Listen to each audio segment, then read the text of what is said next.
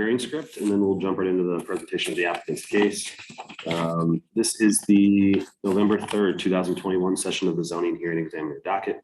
My name is David Sturkey. I'm the zoning hearing examiner for the city of Cincinnati. Now preside over this hearing. The case before us today is case number ZHUV210011.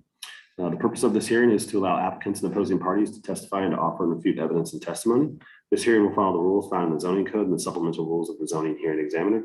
All testimony and evidence that an applicant or any opposing party wishes to offer, must be presented at this hearing, unless a party is opted to submit evidence or testimony in the form of writing prior to this hearing. The hearing will proceed as follows. The applicant, the applicant's attorney, or the applicant's agent will first present the applicant's case.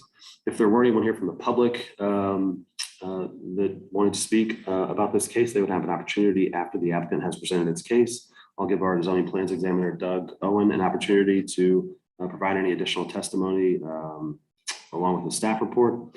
If in the event any party testifies or offers argument in opposition to this application, the applicant will have an opportunity to rebut that testimony and or argument offered in opposition. And then finally, the applicant will have an opportunity to make closing statements. After all presentations have been made, I will close the hearing. Decisions may be expected within 2 weeks. I may limit or exclude any testimony that I deem irrelevant or outside the scope of the application being considered. I may interrupt any speaker to ask questions or to make any comments. I may also refuse to consider hearsay testimony or documents. That's generally evidence you want to introduce that consists of statements made by someone who is not present at the hearing. In the event of any technical difficulties or unforeseen circumstances with our video conferencing technology, we'll do our best to troubleshoot those on the fly, but to the extent there's something that prevents us from meaningfully going forward with the hearing, I may continue or postpone the hearing at my discretion. Okay, last thing I need to do is swear in all of our witnesses. So if you intend on providing any testimony here today, answering any questions, making any comments, doing anything other than just strictly observing, then you need to be sworn in. So if you could all raise your right hand, I need everyone to answer out loud. Do you solemnly swear the testimony you shall give will be the truth, the whole truth, and nothing but the truth? I do. Yes. I do. Okay, great. Allison, will you be taking the lead on the presentation? Yes, I can do that. Do you want it's up to you, however you guys want to orient it. I think Doug's staff report sums things up really nicely. I can certainly share the imagery and point out a few things, but in general, I think Laura has done the best job I think I've ever seen a client do as far as engaging her community and really kind of understanding what their needs are and what their expectations are for this church building. So it's I think a unique situation where we had a building that has always been a church but no longer has a congregation. So what do you do with it? And I think Laura has some really high expectations as far as being able to serve the community with some resources, as far as possible food pantry or other opportunities for education and training for people in the community. But obviously all of those are typically nonprofit and don't make any money. So it's sort of a balancing act of trying to also have a function and a use that will bring in some income, so that is a possibility as well. So she kind of came up with this idea of more community use during the day and some nights and weekends in potentially the sanctuary space upstairs, and then balancing that out with an eating and drinking establishment use for the basement space to provide that income stream. So I think in general, she, as I have mentioned, has kind of talked that through with especially her immediate neighbors, but also I think had some communications even after the notifications went out for this hearing, has been really positively received by the community. So I think they're really excited to see this become something. When I've come to meetings with Laura at the church, I remember one time arriving and there was just a group of kids, huddled outside the church waiting for, I think, their school bus. And she's already become kind of a hub in the community as far as that sort of use. So it will be really exciting, I think, to see her kind of bring to fruition her full plans for this building, hopefully. So we are asking for some relief, obviously, to make that happen. The conditional use for the community functions, a kind of a use variance for the eating and drinking establishment, and then some parking relief. Our intention is to provide parking for the eating and drinking establishment use, the required amount of parking for that.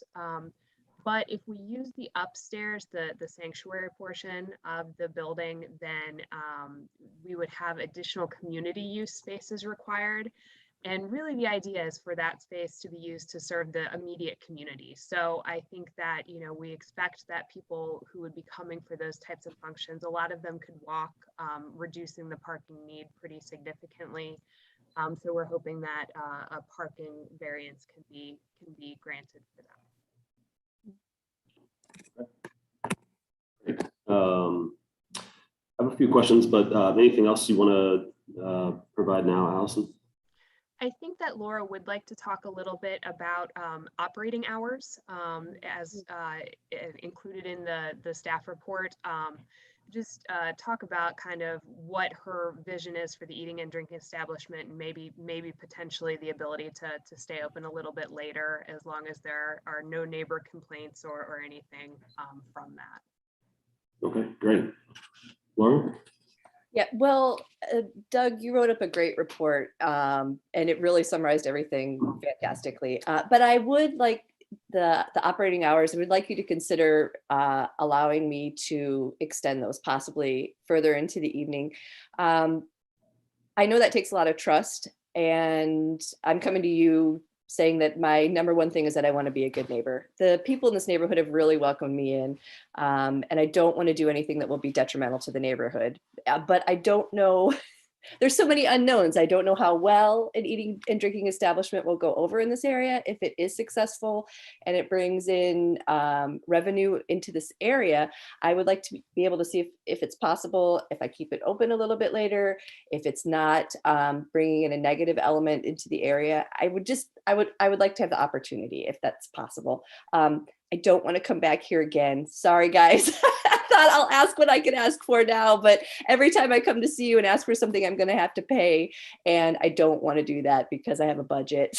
So if you would consider extending the hours later into the evening, I think it could be a positive, because there are this is a low income neighborhood. It's not a bad neighborhood. There are wonderful people that live here, but there are some negative things that happen in the evenings. And some of that is drug trafficking. And I'm hoping that if there is a more reputable business in this area, that can kind of curtail that activity. If there are people that are coming in and out, maybe that negative element won't feel so welcome. So that's my case. Okay. Doug, what are the hours? I don't know offhand the zoning hours.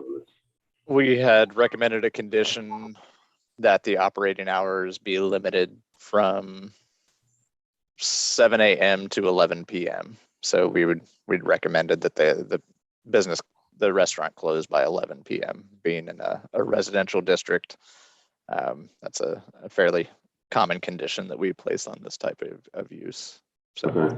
And Laura, you're hoping for later than that? How late were you hoping for? 2 a.m. But every I mean, I'm here to ask for it, but if I'm going to ask for the maximum I could ask for. But again, if it's open until 11 and things are going well, great. If I extend the hours till midnight and then all hell breaks loose, then that's not going to work, because I don't want to be that kind of, I want happy neighbors. I want to be welcome in the neighborhood. So I'm not saying I'm going to open it up and, hey, 2 a.m. we're going to party Mardi Gras every night. You know, it's not going to be like that. But I want to have the opportunity, if things are going well, that I could extend those hours. But that's a big ask. I know I'm asking for a big ask. Yeah. So your preference would be 7 a.m. to 2 a.m. Yeah. 7 days a week. No. Right now, I'm thinking that I would like to have the eating and drinking establishment open on Friday and Saturday. Okay, gotcha. Yeah. Okay.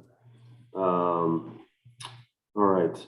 So, Doug, is there any testimony you want to add before I get into some questions? Just briefly, I think, the application that was submitted was a good application, so I don't have a whole lot to add. I just reiterate a couple things from the staff report that, this property has always acted as a religious assembly use. However, the building has deteriorated over the years.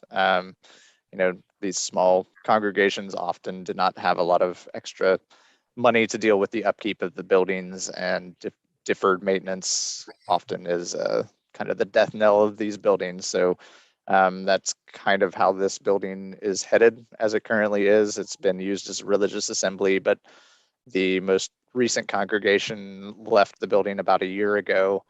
And from Ms. Chopru's statements to my questions when I was reviewing the application, the former congregation had donated this building to another church organization who had planned to use the building as a community service facility, but those plans ultimately fell through due to funding issues.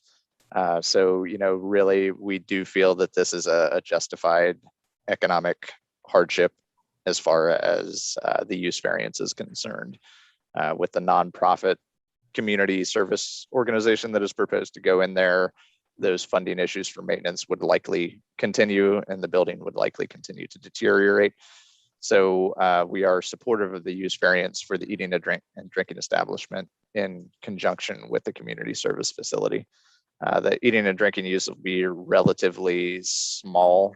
The assembly area is only, I think, just under 900 square feet with 300 square foot kitchen. So as Ms. McKenzie had stated, they are providing the parking that would fulfill the eating and drinking establishment use. I think that would come out to about 8 parking spaces that are required for that use alone, and they're providing 15. So the eating and drinking establishment, which is likely the biggest driver of traffic, is fully parked, and the community service facility will not have the full amount of spaces that they required, but they will have, spaces beyond what's provided for the restaurant. So that, combined with the fact that many of the people using the community service facility will not be driving to that use, we do feel that parking is adequate as well.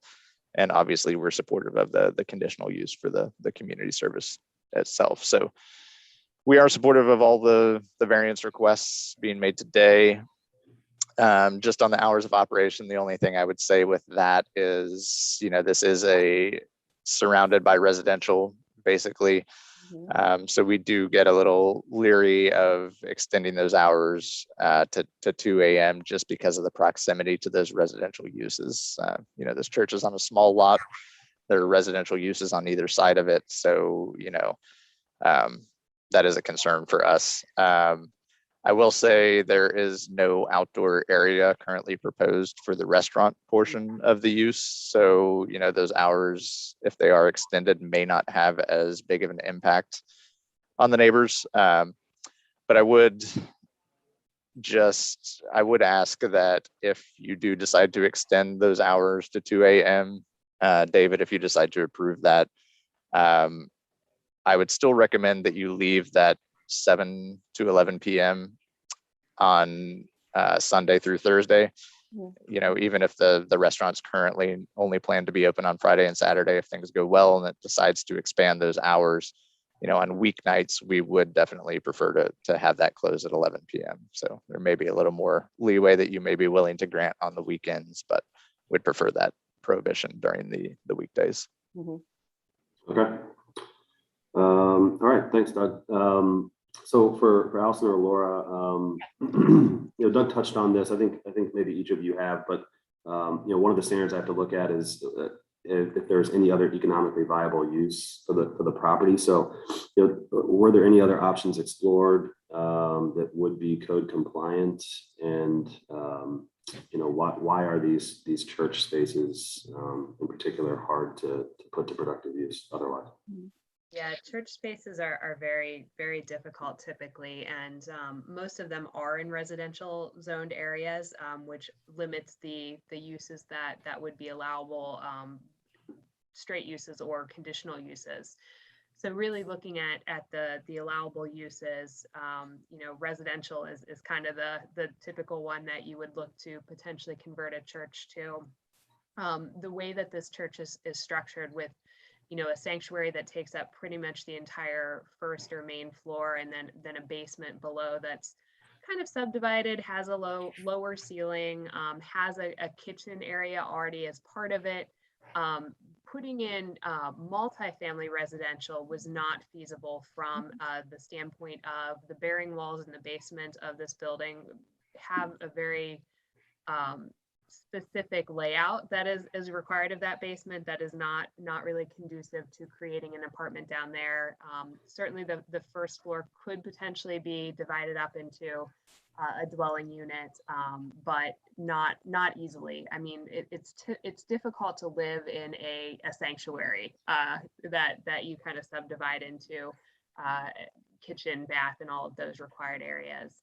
And just from a single family standpoint, the cost of the deferred maintenance that Doug was indicating, Laura has already put on a new roof, mechanical systems are needing replacing, some plumbing work that's needed, and just the area that it's in, the economic return on what you could sell a single family residence, even if it's fully renovated, would not make up for the cost of converting it into a single family residence. So we felt that those paths were simply not feasible for the condition of the building and the structural layout of the building in its current condition. And if I could just say one more thing, I know that we're talking about the state of the building and it does need a lot of repairs, but it is an amazing building. And I really feel that it's been a place of worship, but that's a public place that people can come. And I feel like people in this neighborhood need to be able to use this building for things. It has stained glass windows, it has a pipe organ.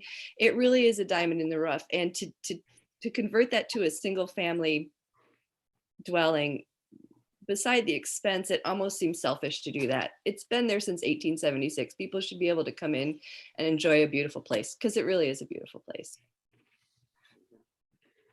And what, if any, adverse effects do you think this will have being so close to residential, whether that be traffic, parking, or anything else? I think that the nearest neighbor, the one that is right by the current entry drive, is I think one of the biggest supporters of this project. So if that weren't the case, I think that there could be some impacts on that property with it being so close, as far as just increased traffic on the street, car lights at night, that sort of thing. But he is so incredibly supportive of this project that I'm confident that he will not feel what he would consider to be negative impacts from it. Okay, great. And we are going to be changing the current driveway. We have to change that, which I was bummed about at first because I'm like, oh no, but it's going to be on the opposite side of the building. And it's not just the church building. On the opposite side from that neighbor, I own 2 lots. So it's really going to be putting that traffic into the area that I already own anyways. So it's from the next door neighbor on that side, it's really private. And it's a low level too, so it's even off the street. What we're talking about for the eating and drinking establishment is down and below. So it's really quite private back there. Got it. Okay. And sorry, I don't have the pictures up in front of me, but I assume all the fencing, is that fencing still there? Oh yeah. Is that all going, all the barbed wire and stuff, or is that staying? It's very aggressive and it's not a welcoming place right now, which I understand. But there will be privacy fencing to keep from the neighbors, but I would like to make it more open in the front because I also want to put a park in one of the vacant areas for the kids to be able to come and play, and basketball hoops for the driveway. There's no place for the children. They ride their bikes up and down Eastern Avenue. That's all that they have. There's no park. So it does need to be somewhat welcoming, but also to limit the exposure of the neighbors, to convert some of that fencing to privacy fence. Yeah, so we'll remove the existing chain link and barbed wire. That'll be going away, but we will provide the required buffering between this property and the neighboring properties. Okay. All right, great. think the only other question I have, and this might be for Doug, does anyone know, I know that there are some eating and drinking establishments, not terribly far in either direction on this street. Are those in separate zoning districts? And do we know what the hours of operation of, I mean, this is some research I can do afterwards, but if anyone knows offhand, I know that there's a brewery right down the street. Street side is down the street. And then the other way, there used to be a burger place down there, right? Terry's Turf Club, yeah. Still there, I think. Mhm. And there's another place up by Terry's Turf Club as well. This is kind of like, so you're right, this is situated kind of in the middle. Street side brewery is down more towards like where the precinct is, and Terry's Turf Club and the other eating and drinking establishment is up more in the Linwood area. This is kind of right in the middle. I've got the zoning map up. I'm trying to see what I can find. Doug usually just knows this right off the.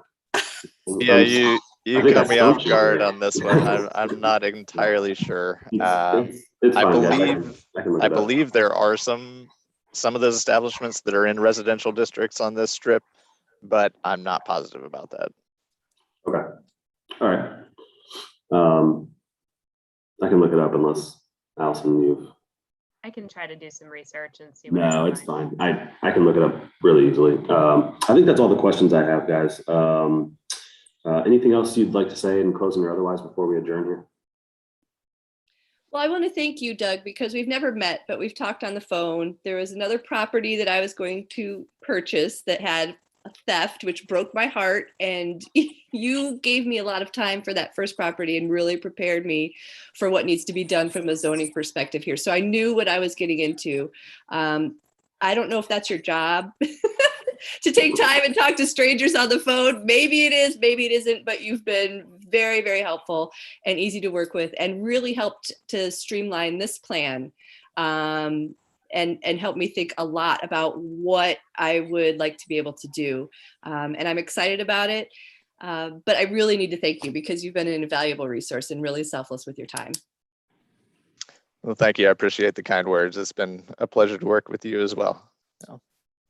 And I would just say thank you guys for your time. And I think you can see Laura's passion and energy around this. And I really think that the community will benefit from that if this project is allowed to move forward. Okay, great. So yeah, I would say, Doug, talking to strangers on the phone is probably something you do quite.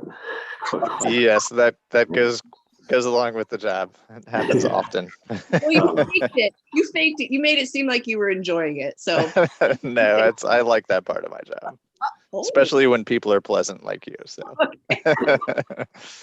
So I had a chance to review the application before the hearing. Based on that review and the testimony here today, I'm going to grant each of these requests for relief.